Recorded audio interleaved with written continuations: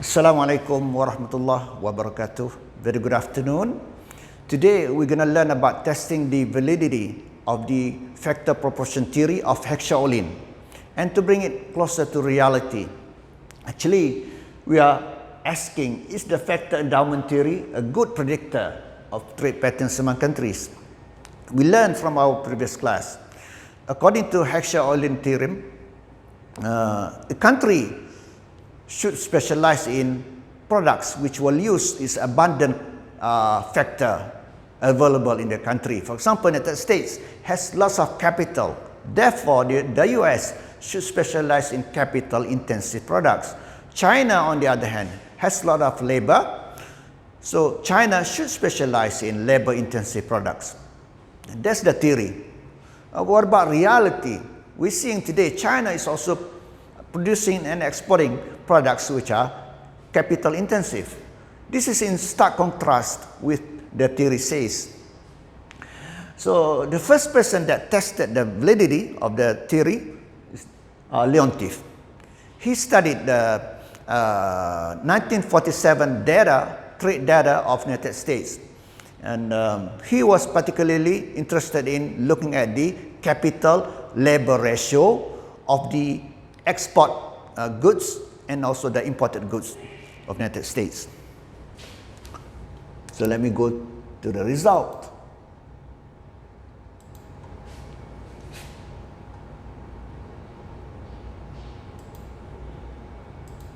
Yes. The theory, we know that the United States has a lot of capital relative to labor. The United States is capital-rich country. Therefore, we would have predicted with a theory that exports would have had larger capital-labor ratio than the imports. But Leontief found the other way around. Capital-labor ratio for exports smaller than capital-labor ratio of the imports. This is in contrast to what the theory says. So, because of this, we call it a Leontief paradox. The paradox between theory and reality that Leontief found, so we call it Leontief paradox. So, many reasons. One of the reasons is free trade is not really free because there are restrictions to trade. There are tariffs, quotas that will make goods not flowing freely from one country to another because they have to pay import duty. Okay, that's number one. Number two is economies of scale.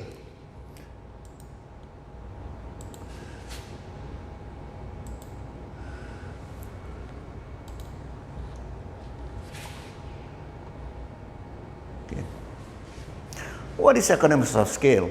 It's got to do with the more we produce this quantity, the lower the average cost. Like this, the more we produce, the lower the average cost. Can be internal economies of scale and also external economies of scale.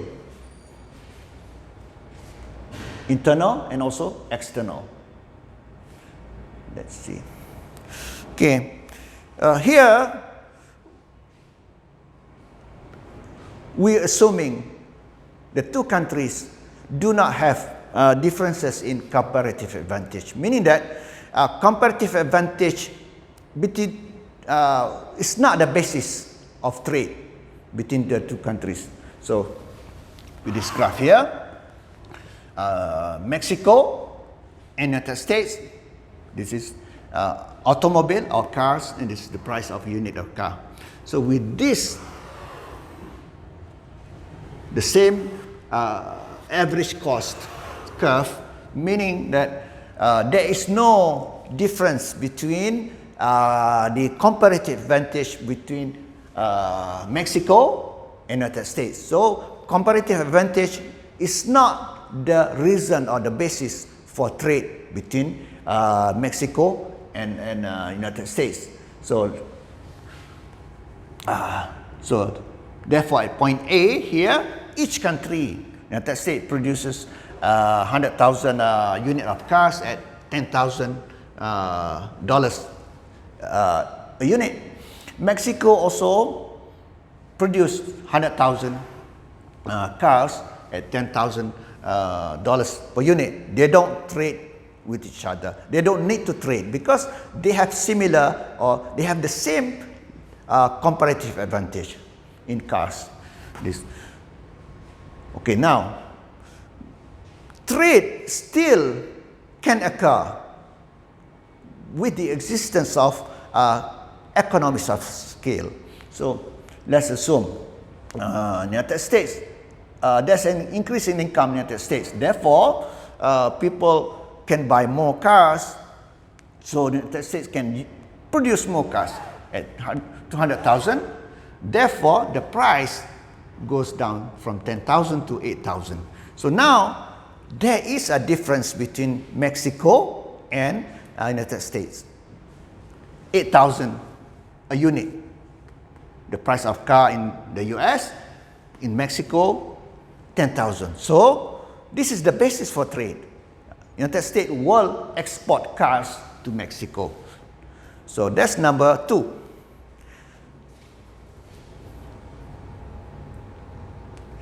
Overlapping demand.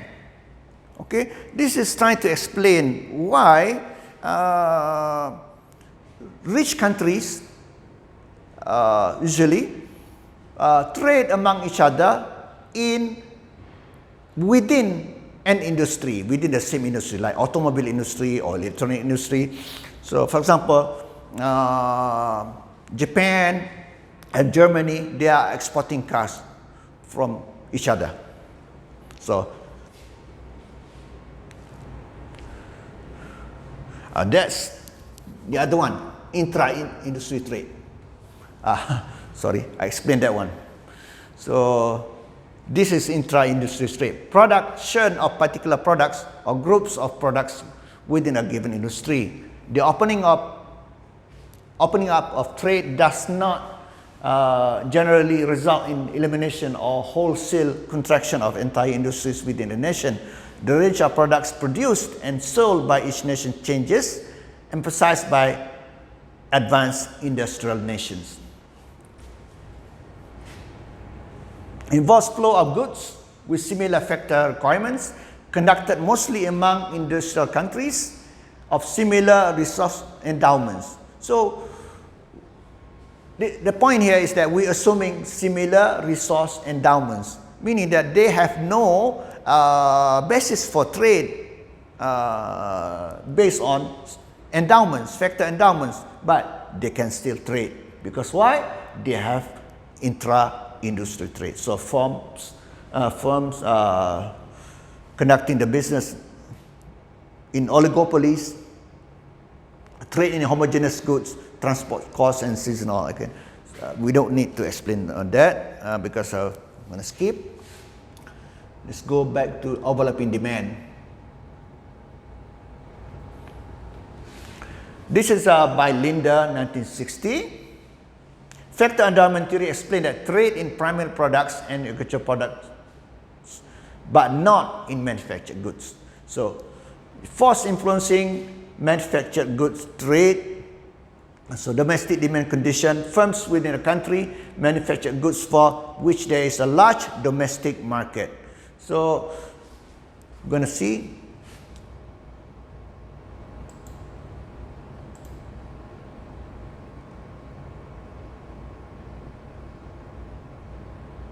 Yeah. Example, these two countries here, there's income, product quality. This is the range of the lower income, the higher income. So correspondingly, the lower income would have demanded lower quality of products. The richer will demand better quality products. The same here. So there's an overlapping area. This area here, we bring it here. So that's overlap. So this will create trade among the countries, even though they do not have differences in comparative advantage. So, trade according to the overlapping demand. That's number 3.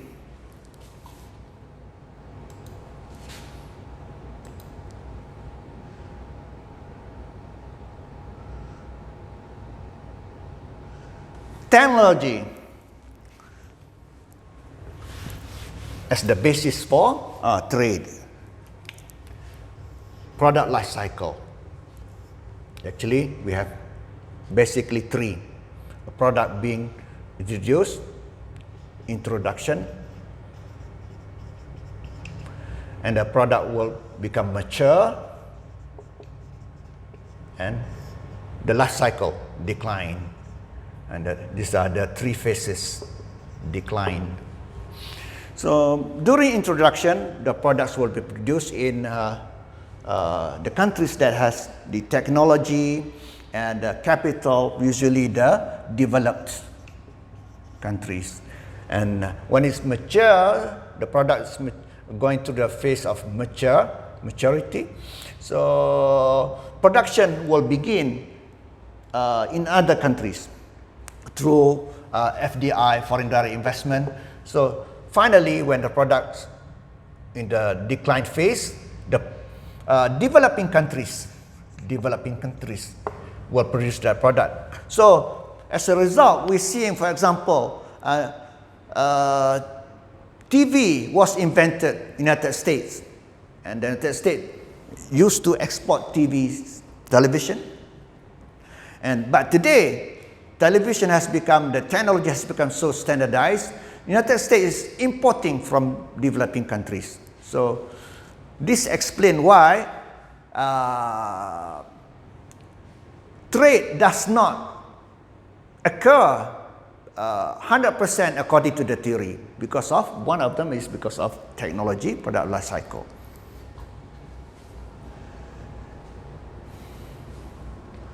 Okay, there's also dynamic comparative advantage, meaning that comparative advantage is not static, it changes over time.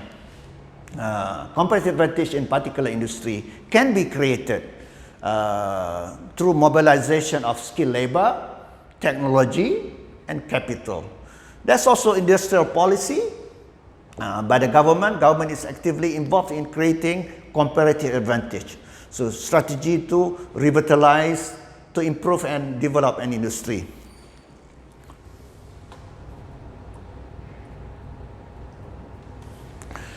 So still dynamic comparative advantage, industrial policy, antitrust, immunity, tax incentive, R&D, subsidies, loan guarantees, low interest rate loans, trade protection. These are among the industrial policies that the government is doing to jumpstart an industry in that country. Requires government to identify the winners and encourage resources to move into industries with the highest growth prospect.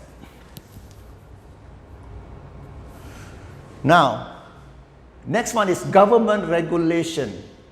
For example, workplace safety, environmental protection, product safety, clean environment, I've already spoken that, may improve the well-being of the people, but can result in higher cost. Regulation, government regulation can result in higher costs for domestic firm. So, even though the countries do not have differences in comparative advantage because of regulation, we're going to see the graph here.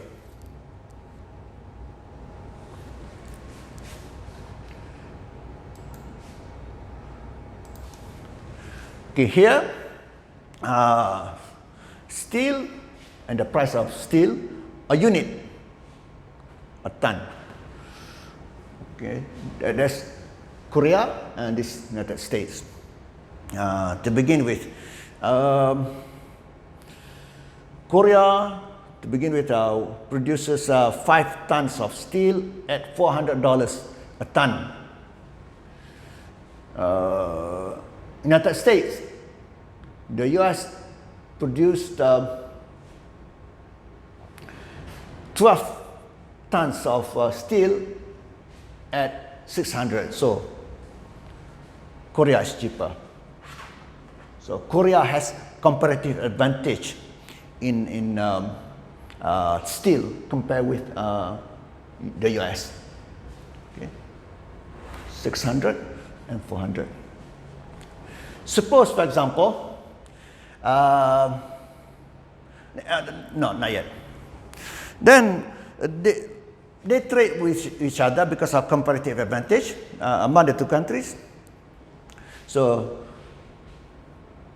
Korea will produce more to the right,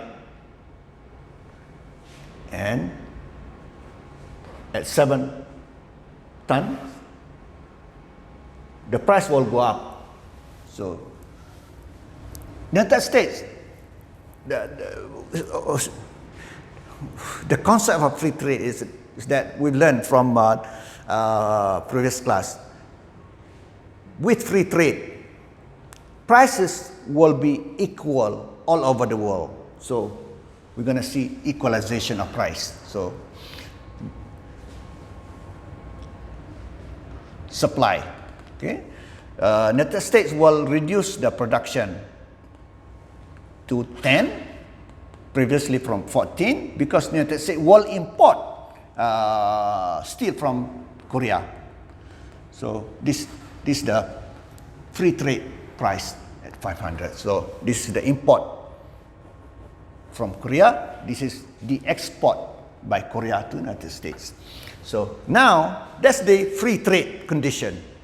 Now, what happens if there's government regulation in the United States? For example, to protect the environment, this will incur cost to the producers of steel in the United States. So as a result, supply curve in the United States move from SO to S1. So now, in the United States, still the demand consume 12, but producing less at 4. So the imposition of government regulation, for example, the clean environment on US steel companies, lead to higher cost and a decrease in market supply. This imposition detracts from the competitiveness of US steel companies and reduce their share of the US steel market. So this is the impact of regulations. Okay. What about transportation cost? See, the theory of free trade, we assume from Smith, Ricardo, HECKSCHER-OHLIN, we all assume there is no transportation cost. But in reality, there is transportation cost. Cost of moving goods, freight charges, packing, handling, insurance, and many. This will impede the realization of gains from trade liberalization. So differences across countries in transportation costs has become a source of comparative advantage actually. Even though the two countries do not have differences in comparative advantage, so therefore there is no basis for trade, but because of transportation cost, they will trade because of difference in cost. So has become a source of comparative advantage. Affect the volume and composition of trade. Trade effects of transportation cost. The higher cost importing country will produce more. The higher cost importing country will produce more, consume less, and import less. The low cost exporting country will produce less, consume more, and export less. How? Let's see. Okay. Here. In the absence of transportation costs, free trade results in equalization of prices of traded goods, as well as resource prices in the traded nation. Example here, this is the US and Canada. This is no transportation cost. This is with transportation cost. So the graph is drawn the reverse. Okay, 0, 2, 4, bigger that side. Bigger this side for Canada. So let's begin with the US. This is the point here initially. So the US will export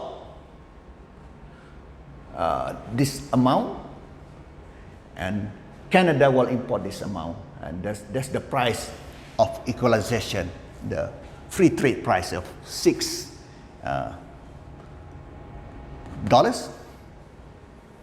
Okay, that's the free trade picture. Now, with transportation cost,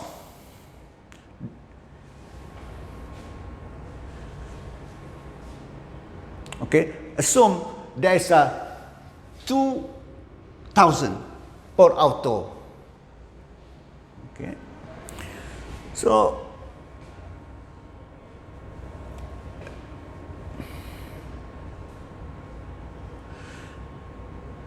because of transportation costs to ship autos from United States to Canada, the supply, look at here, supply, United States, from 6, now the supply decreases to 5. Not 6 previously, but 5. And as a result, the demand here, this is the price, 5. And then for Canada,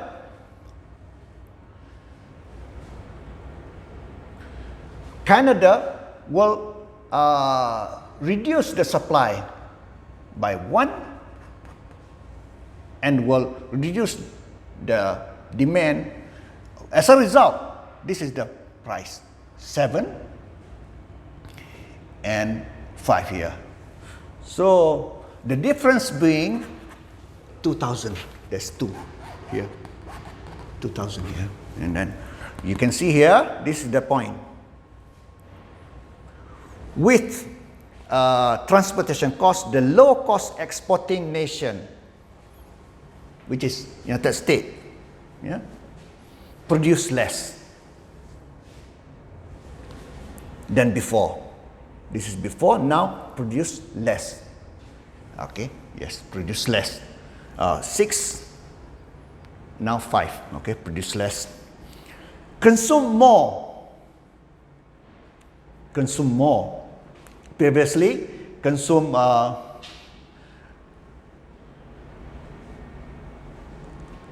4.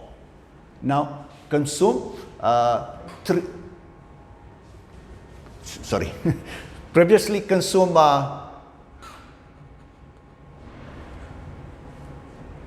more, 3 instead of 2. Yeah, you got it here. This is the reverse. Previously consume 2, now consume 3. Consume more. Produce less, 6, now 5. Consume more. Previously 2, now 3. And export less. Export less. Okay? Whereas the high cost importing nation, which is Canada, produce more. Produce more. Previously produced only, Canada. Supply. Produce only 2. Supply. Now produce 3 more. Produce more. This is supply. Consume less. Previously consume 6. Now consume 5. Produce, consume less. And import less. Import less than previously. This is bigger. This is okay. So the degree of specialization in production between two nations decrease. So the degree of specialization in production between the two countries decreases. This is a result of transportation costs, as do the gains from trade. So reduce the volume of trade, reduce the degree of specialization, reduce the gain from trade, one possible reason for international wage differential.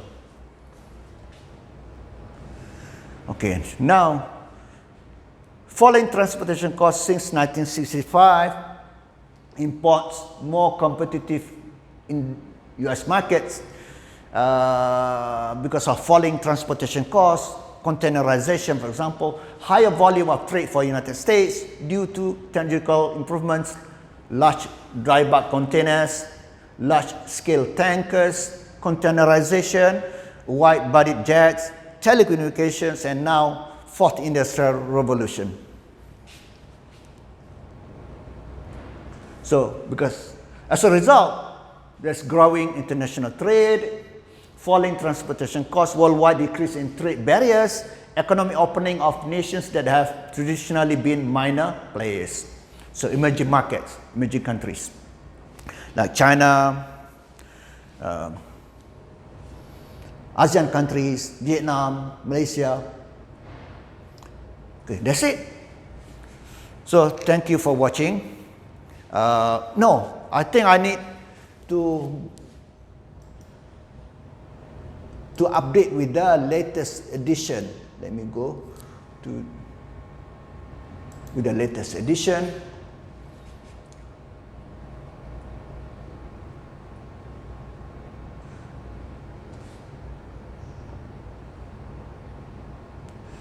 Japan faces in the electronics industry. Okay, comparative. Okay, these are.